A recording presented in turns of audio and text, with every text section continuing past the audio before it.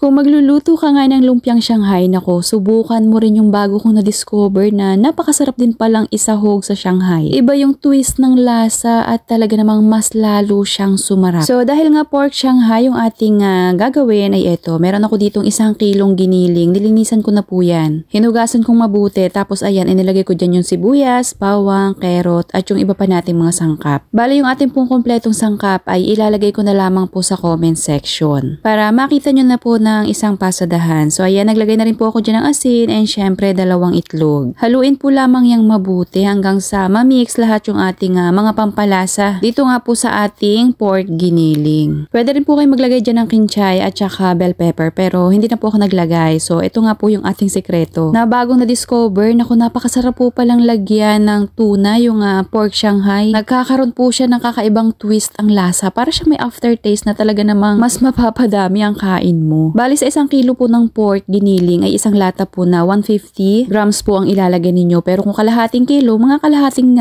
lata lang din po ang ilalagay nyo dun. Para hindi naman po totally na matalo yung lasa ng pork. Pandagdag lasa po siya. Naku, subukan nyo po yan kasi ang sarap po talaga ng kinalabasan. So kailangan lamang po natin yung i-mix mabuti para magpantay po yung lasa dun sa inilagay nga po nating corn tuna. Tapos kanina nga po ay ayan, pinaghiwa-hiwalay ko na itong ating lumpia wrapper. Kaya naman tayo ay pwedeng-pwede nang magbalot. Naku, kung hindi nyo pa po ito nasusubukan, subukan nyo po na lagyan ng tuna. Yun nga pong lumpiang Shanghai. Naku, kakaiba po yung lasa niya. Masarap siya. So, ayan. Babalutin na po natin yan. And syempre, depende na po sa diskarte ninyo sa pagbabalot po ng lumpiang Shanghai. Sa akin po ay papaganyan lang. So, ayan. Paulit-ulit na lamang po natin yang babalutin hanggang sa mabalot na po nating lahat. Noong nakaraan kasi ay may food sharing yung aking anak sa school at natikman niya yung ganitong Shanghai. At ibinalita niya sa akin na masarap daw yung Shanghai na natikman niya sa school. Kaya naman ayun, tinanong ko dun sa kananay ko na nagluto ng pork Shanghai at ayan nga, itinuro niya sa akin. Shoutout nga pala sa iyo, Sis Cristel. So ayan, nabalot na nga po natin lahat at medyo may karamihan yung nagawa ko. Magandang ipanghenda sa kahit anong okasyon at syempre maganda itong ipang-stack. At kahit pa kami nga po nakakain na kanina ng tanghalian, ito, magpiprito na rin ako nitong ating